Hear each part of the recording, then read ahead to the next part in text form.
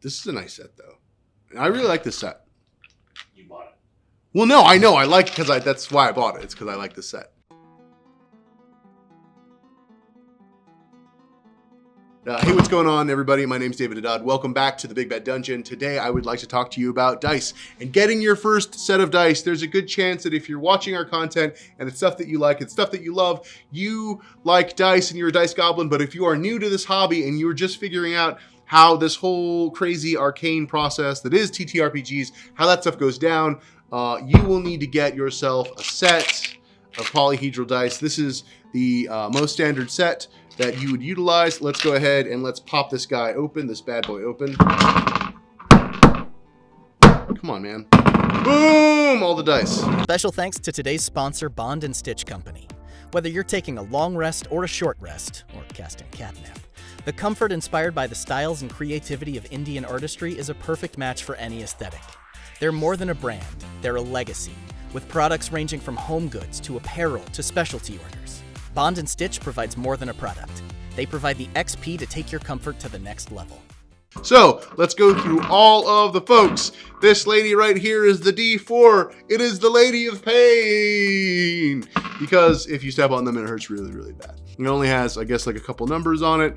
And the D4 is utilized in a lot of like damage checks for certain kinds of weapons in Dungeons & Dragons 5th edition. I know that the game Mazes uses it for one of their resolution mechanics. I don't know a lot of games that use D4s, but I think D4s are really, really cool, especially because they are obstacles. They can be utilized in home defense. They're very, very effective that way. So yeah, D4. D4. To going up in the collection of dice, we've got the D6. This is the old reliable D6s. I guess like do the job. They've got, well, I guess like one to 6 sides, and a lot of the times they're used in damage to determine damage for a whole milieu of weapons in 5th edition. Or they're using resolution mechanics for a lot of games. If you play GURPS, you're familiar with this guy. If you play Tribe 8, you're familiar with this guy. If you play Over the Edge from way back in the day, you're familiar with this guy. Certainly, I guess like I like the D6. It's very, very standard. A lot of games just utilize D6s. If you're familiar with Apocalypse World, that's what you're using to, I guess, like enact your hot and your cool and your other traits that are in Apocalypse World. Next up, we have D8s. D8s are fun. There's a lot of times they're using damage. I don't know of a dice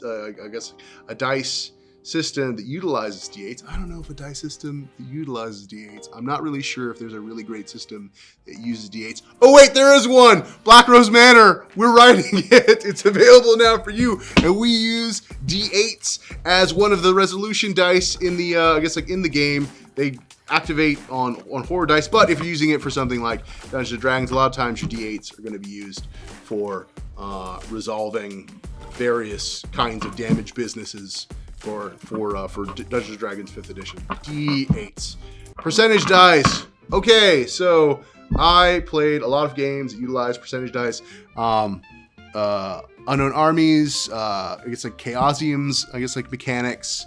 I was going to say Mithras, but Mithras is still kind of that.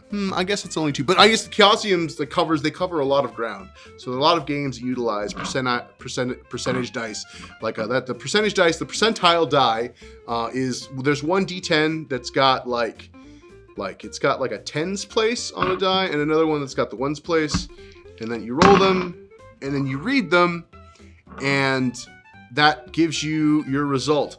On the dice, there's also a 0, 0, and a 0, and you can roll those things, and I honestly have no idea what the fuck that means. Like, I think that a couple of times when it's come up in games, I've just kind of like fudged it, and it's worked out in the player's favor. Maybe not all the time, but yeah, I'm not 100% sure on what that is. I guess it could be 100, but it feels like it could be 0. I don't know, or 10? Yeah, probably 10. It's probably 10. I feel like I'm being dumb right now. But yeah, it's kind of that. So yeah, these are percentage dice. You utilize them to determine the percentages of the stuff that you roll. It's weird saying that. I'm really bad at math. All right. So if you're rolling these dice, the way you read them is that you will get one die, which is the tens place. So in this case, it is a 6 and a 0, which is a 60, and a 1. So you would read that as 61.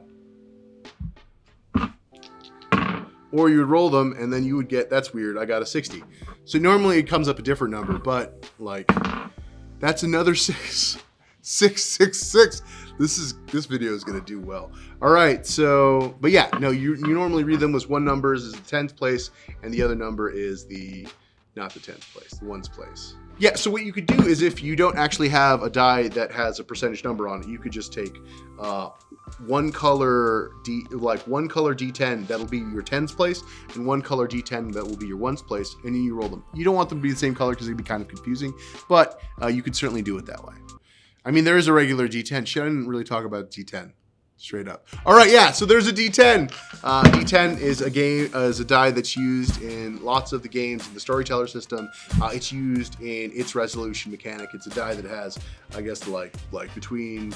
It has 10 facets. Oh my god, I sound like an idiot.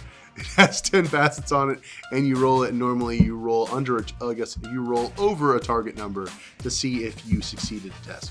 Normally, if you're playing a game that utilizes D10s, you're gonna want to have kind of a bunch of them. I mean, like from someone who's played like old school Exalted, it felt so good picking up a bucket of D10s and then rolling them on a table, and then having to like sort out very quickly how many successes that you had. Does that make sense? D12. Oh man. D12 is, I guess, like another, a die that we use for damage in 5th edition. I don't know a lot of systems that utilizes the D12 in the resolution mechanic. I guess the Cortex system uses a D12, but the Cortex system uses every one of the dice. The Cortex system uses every one of the dice.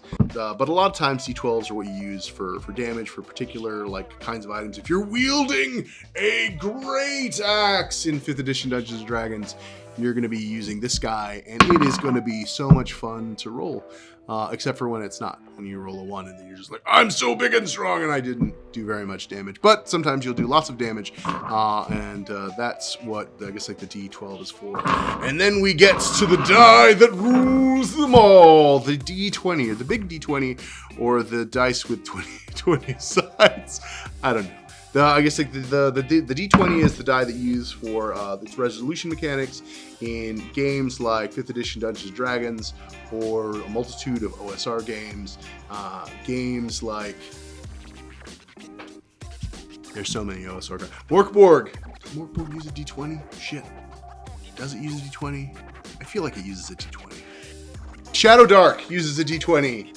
Fuck yeah. And there are other games that use D20s.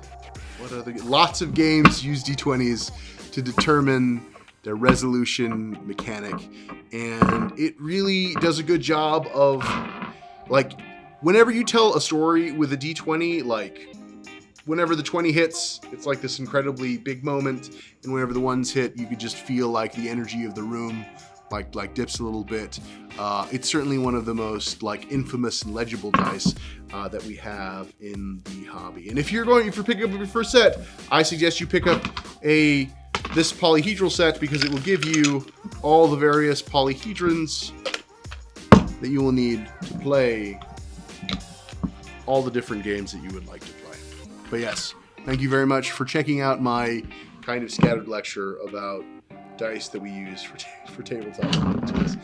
And if you like content like that, please like and subscribe. If you have a favorite die, please let us know in the comments, and we can talk to you about it, and we can have a conversation maybe about the dice that you like. And thank you very much for checking us out here at the Big Bad Dungeon, because we believe that great games deserve great stories. Let me say that again. We believe that great games deserve great stories. I hope you have a wonderful rest of your day, all that business. Have a good one.